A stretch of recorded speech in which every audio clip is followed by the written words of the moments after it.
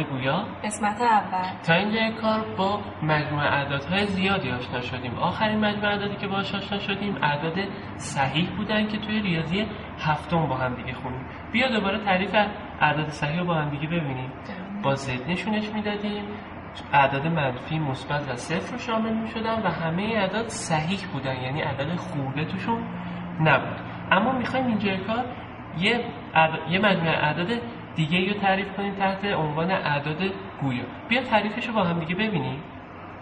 خب من اعداد گویا رو با کیو کلا توی ریاضیات نشون میدیم و به این شکل تعریفش میکنیم که هر عددی رو که بشه به شکل کسر نوشتش جزو مجموعه اعداد گویا محسوب میشه.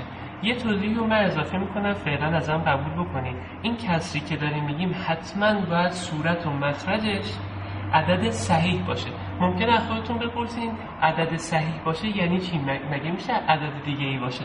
بهتون میگم یه مقدار صبر بکنین. وقتی که رسیدیم به مجموع اعداد بیشتر توی پایه‌های بالاتر، اونجا دقیقاً متوجه میشین منظورمو که وقتی گفتم صورت و مخرجش عدد صحیح باشه یعنی چی. ولی فعلا ازم فقط قبولش بکنیم. خب بیا چند تا مثال با هم دیگه بزنیم. مثلا منهای یک. منهای یک جزء محدود اعداد صحیح هست نه؟ بله. اما جزء محدود اعداد گویا هم میشه. چرا؟ چون میشه به شکل کسر نوشتش. میتونم بهش یه مخرج یک بدم، درسته؟ منهای یک یکم هم دوباره همچنان منهای یک. اینم دقت کن، هر چیزی که مخرج نداشته باشه رو میشه بهش یه دونه مخرج یک داد. یا مثلا دو سوم، مثلا خودش به شکل کسره نه؟ یا منهای چهار پنجم، یا صفر، یا یک به روی منهای 6. یا مثلا جزء اعدادی که اینجا هم حتی ذکر نکردم چی بگم، مثلا 1/10، درسته؟ 1/10 اعشاریه نه؟ اما میشه چه شکلی نوشتش؟ میشه تبدیلش کرد به 1 به روی 10. خب من یه تأکید بکنم، گفتم حتما صورت و مخرجش عدد صحیح باشن، اما باید به این دقت بکنیم که مخرجش نمیتونه صفر باشه، در صورتی که صفر جزو محدود اعداد صحیح هستش نه؟ ولی صفر نمیتونه باشه. تو میتونی به من بگی یه چیزی تقسیم بر صفر اصلا چه معنی میده؟ معنی میده؟ خب همین به صفر دست تقسیمش کردن یعنی چی؟ بعد پس ذکر بکنیم، حتما یه تذکری اینجا ذکر بکنیم که مخرج صفر توی ریاضیات همیشه یادتون باشه که بی‌معنیه. اینو باهاش خیلی جاها سر و کله خواهیم زد بچه‌ها. پس اینجا یه بار بیاین یادش بگیریم که مخرج صفر اصلا تقسیم بر صفر معنی نداره تو ریاضیات. پس این مجموعه اعداد صحیح هم که تعریف کردیم باید حواسمون باشه که مخرج صفر اصلا هیچ معنی نداره، جزو محدود اعداد صحیح هم نیستش. اما چون که ما میخوایم اینجا با اعداد گویا کار کنیم و لازم من تاکید بکنم همون جوری که قبلا هم گفتم محدوده اعداد حسابی، محدوده اعداد طبیعی جزو مجموعه اعداد صحیح بودن، یادته؟ بله.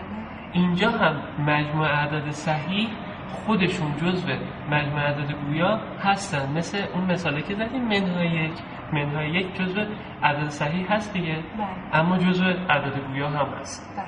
برعکسش دو سوم جزو اعداد صحیح نیست اما جزو اعداد گویا هست. پس من میتونم اینو کامل ذکر کنم، هر چیزی که جزو اعداد صحیح باشه حتما و حتما جزو اعداد گویا هم هست. خب این چی رو واسمون اینجا میاره؟ اینکه حتما ما واسه اینکه با اعداد گویا کار کنیم باید کار کردن با اعداد صحیح اون ردیف باشه. توی ریاضی هفتم اینو با هم دیدیم. اگه فکر میکنین جمع و تفریق، ضرب و تقسیم کردن اعداد صحیحتون مشکل داره حتما برگردین و اونا رو نگاه بکنیم. اما ما اینجا چند تا تمرین هم میخوایم مرور بکنیم واسه اینکه کارمون بیشتر راه بیفته. بیا یه تمرین مروری با هم ببینیم. همه نکته‌هایی که از قبل احتیاج رو من این تمرین میخوام بهتون بگم. ما توی ریاضی هفتم رادیکال خوندیم، توان خوندیم، ضرب و تقسیم کردن اعداد صحیح رو خوندیم. من سعی کردم همه اینا رو توی یه دونه تمرین برای خودمون بیارم تا اینکه حلش بکنیم و کارمون درست بشه. خب بریم تک تک با هم یه سری نکته مرور کنیم تا بتونیم این تمرین نه چندان کوتاه رو با هم حلش بکنیم. خب نکته اول که میخوایم مرور بکنیم و حتما بعد یادمون باشه از قبل ترتیب عملیاتی. ما یه ترتیب عملیاتی توی ریاضی هفتم بهش اشاره کردیم که اینجا می‌خوایم دوباره مرور بکنیم. اولین چیزی که باید حواسمون باشه توی ساده کردن عبارت‌های طولانی اینه که ما اول از همه باید بریم سراغ توان و رادیکال. تا یه عبارتی که به توان رسیده ساده نشه نمیتونه تو چیز دیگه‌ای ضرب یا تقسیم بشه و نمیتونه با چیز دیگه‌ای جمع یا تفریق بشه. اما دومین چیز اینه که عبارت ما پرانتزها رو خروجیشون رو میفهمه. درسته؟ تو باید بری توی پرانتزها رو شروع کنی ساده کردن و به اون عبارت بگی که جواب کل این پرانتز این میشه. پس دومین ترتیب عملیاتمون میشه پرانتز. سومین چیزی که باید ساده کنیم همونجوری که از قبل می‌دونیم ضرب و تقسیمه، دیگه اشاره نکنم، و چهارمین چیز آخریش جمع و تقسیم. این اولین نکته‌ای که باید باش سر کله بزنیم. اما بریم سر دومین نکته. دیگه قطعاً هممون میدونیم نتیجه عملیات علامت‌هایی که توی ضرب و تقسیم میاد، درسته؟ اینه که اگر مثبت در مثبت ضرب یا تقسیم بشه جوابش مثبته. اگر مثبت در منفی ضرب یا تقسیم بشه جوابش منفیه. اگر منفی در مثبت ضرب یا تقسیم بشه جوابش منفیه. و اگر منفی در منفی ضرب یا تقسیم بشه جوابش مثبته. دیگه هیچ حرفی هم نمیزنم سر. بریم بعدی. خب این رو هم من قبلا اگه با من همراه بوده باشین روش زیاد تاکید کردم توی ریاضی هفتم. اگر یه عددی در کل صورت و همچنین در کل مخرج ضرب یا تقسیم شده باشه، درسته؟ من میتونم قبل اینکه این کار رو انجام بدم و ضرب و تقسیمش رو برم کلش رو جفت صورت و مخرج ساده بکنم. حله؟ بریم بعد.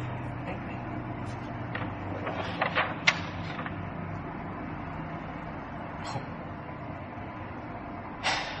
اما برای تقسیم یک کسر بر یک کسر دیگه، درسته؟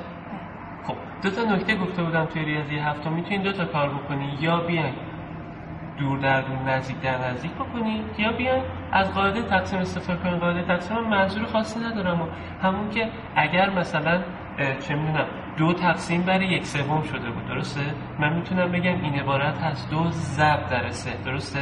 1/3 برعکسش کنم و ضرب کنم. منظورم از دومی هم همین. هیچ حرف دیگه واسه نکاتش ندارم. میخوام این نکات رو تو شروع کنی روی اون مسئله‌ای که داریم حل میکنیم تک تک به کار بردن و ساده کردن. شروع میکنیم مثال حل کنی؟ بریم حل کنیم. بریم. این همون صورت مسئله‌ای که اول با هم دیگه دیده بودیم، نه؟ خیلی خوب. بیا از نقطه اولی که گفتیم تک تک شروع کنیم. یه سوال ازت میپرسم. آیا من میتونم قبل اینکه رادیکال اولی رو سادهش بکنم جوابشو در بیارم در کسر بعدی ضربش کنم؟ نه. پس اولویت با انجام اون رادیکال است بریم جوابش در بیاریم، نه؟ بله. خب شروع کن. توش چی داره؟ خب گفتیم اول توان رادیکال رو باید ببینیم. خب میایم توی رادیکالمون، بعد توی رادیکالمون باز دوباره توان بریم، پس بعد بریم سراغ توانا میگن که این باید تبدیل بشه به رادیکاله منفی 6 به توان 2 که میشه منفی 6 ضرب منفی 6. پس منفی در منفی علامتش مثبت میشه، خود 6 به توان 2 میشه 36. 36 تقسیم بره کلش هم البته تو پرانتز بود دیگه.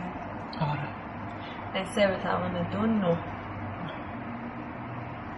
ضرب در ادامه کسری. خب میخوای یه ضرب دست نقطه بذار بمون.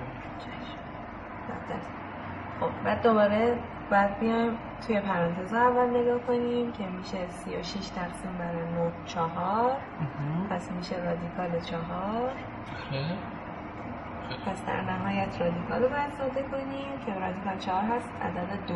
خب میخوای نگهش داریم اینجا بریم سراغ بقیهش. کسر بعدی رو که ساده کردیم میام تو خط بعدی رادیکال 4 هم می‌نویسیم باشه؟ خب پس میشه اینجا الان بذارم 2 ضرب داره. حالا میخوایم یه ذره کسر بعدی رو ساده کنیم. توی کسر بعدی اول باید بریم سراغ داخل پرانتزش، درسته؟ خب فرق ببین اینجا الان هیچ فرقی نداره تو دو رو به توان 3 برسونی یا بری سراغ پرانتزه. در هر صورت اول باید توان ساده بشه، درسته؟ پرانتزه ساده بشه، اینا در بیاد. این اولویتش از دید من یکیه، اما ترجیح هم به این اول توانا رو ساده بکنیم که اون ترتیب عملیاتی تو ذهنتون بمونه. پس بعد بنویسم 2 به توان 3 هست 8. میشه 8 منهای 5. خب خودش ضرب داره. حالا جواب پرانتز هم همینجا بهم بگو. چشم. 24 تقسیم بر منفی 6. اول تکلیف علامتش رو بخوام مشخص کنیم میشه مثبت تقسیم بر منفی، بعد منفی باشه. خود 24 هم تقسیم بر 6 میشه 4. میشه 4. پس میشه ضرب داره منفی 4. ضرب داره منفی 4. این از صورتش نه؟ و دوباره تاکید میکنم صورت هیچ چیزی رو از اون پرانتز نمیفهمه مگر جواب آخرش که منهای 4. پس هیچ چیزی رو نمیتونیم تو داخلش تصحیح بدیم. خب مخرج؟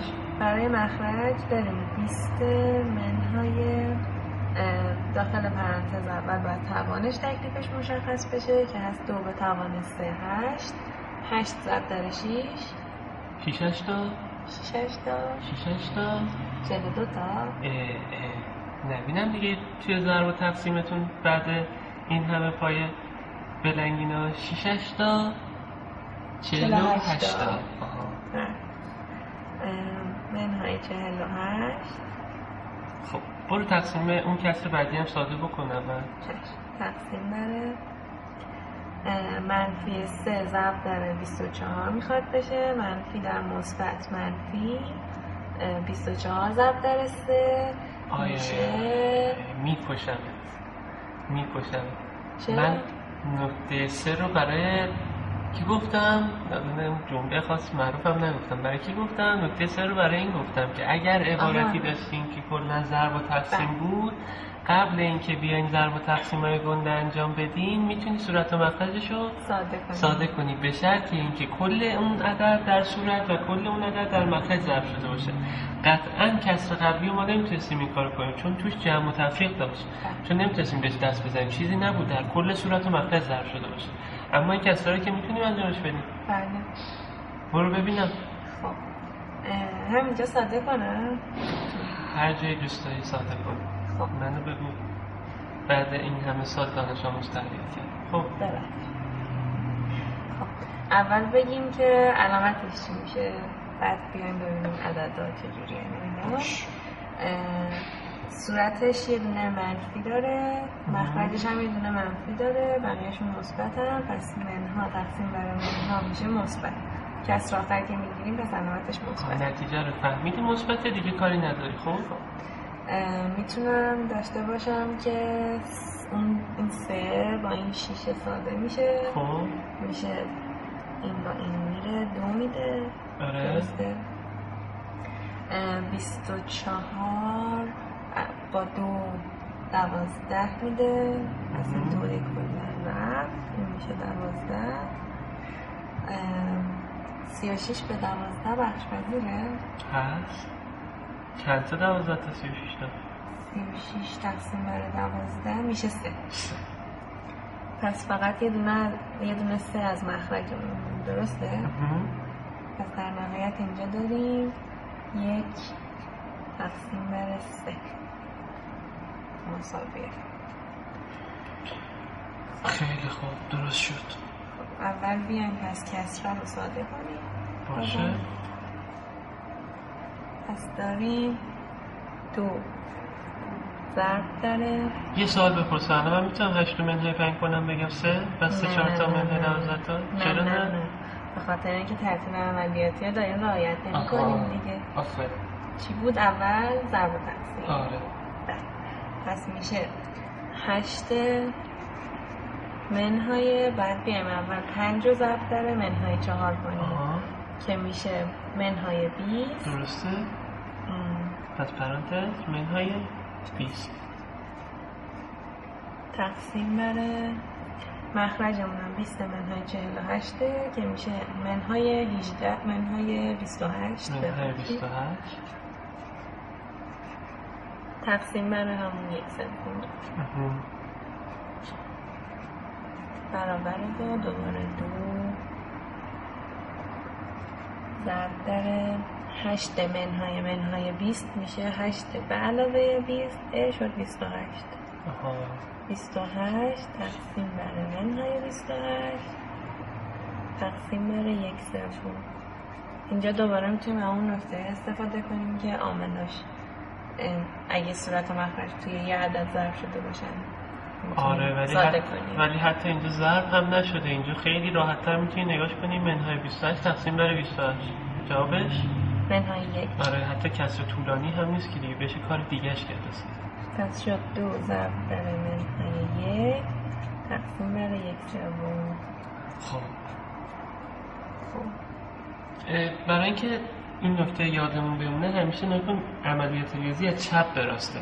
الان تو ضرب و تقسیمی داری که با هم اولویتن نه؟ بله. پس حالا که میخوای هم اولویت رو ساده بکنی برای اینکه یه وقتی یه سری جاها اشتباه نشه حتما حواست بشه از چپ به راست عمل کنی. بله. خب پس الان اول بگم 2 ضرب در منفی 1 میشه علامتش منفی در مثبت منفی، پس میشه منفی 2. بعد تقسیم بر 1/3 میخواد بشه. آره خب اینو بنویس منهای 2 تقسیم بر 1/3. منهای 2 تقسیم بر 1/3. حالا به نکته 4 نگاه بکن. دوش گفته بودم با استفاده از اون قاعده‌ای که از تقسیم میدونیم نه؟ بله. خب کافیه منهای 2 رو چیکار کنیم؟ ضرب در 3 کنیم. ضرب در یعنی برگردونیم کسر رو بگیم منهای 2 ضرب در 3. این با استفاده از دومی. حالا یه لطفی میکنیم منهای 2 تقسیم بر 1/3 واسه یه بار به صورت کسر هم بنویسی؟ یعنی بنویسمش منهای 2 آره به روی 1/3. خب اینو با استفاده از دور در نزدیک بخوام ساده کنم باید چیکار کنم؟ باید بگم که این یه مخرج 1 داره. آره منهای 2 به روی 1 پس میشه منهای 2 ضرب در 3 تقسیم بر 1 ضرب در 1. درسته که میشه منفی 6. خب جوابمون منهای 2 ضرب در 3 بالاتر بنویس که اینم که میشه منهای 6. خیلی خوب تموم شد. چون که دوباره تاکید میکنم اعداد صحیح زیر مجموعه یا به بیان اعداد صحیح همواره داخل مجموعه اعداد گویا هستن. ما بعد اول یاد میگرفتیم دوباره با اعداد صحیح کار بکنیم تا بتونیم بریم سر اعداد گویا. خب تا اینجای کار اینو سعی کردیم مرور بکنیم هرچی که تا الان یاد گرفتیم و توی قسمت بعدی قصد داریم که بیایم مثال خود اعداد گویا رو حل کنیم. حالا چه شکلی میشه با اعداد گویا کار کرد. پس تا قسمت بعدی که منتظرتونیم فعلا خدافظ.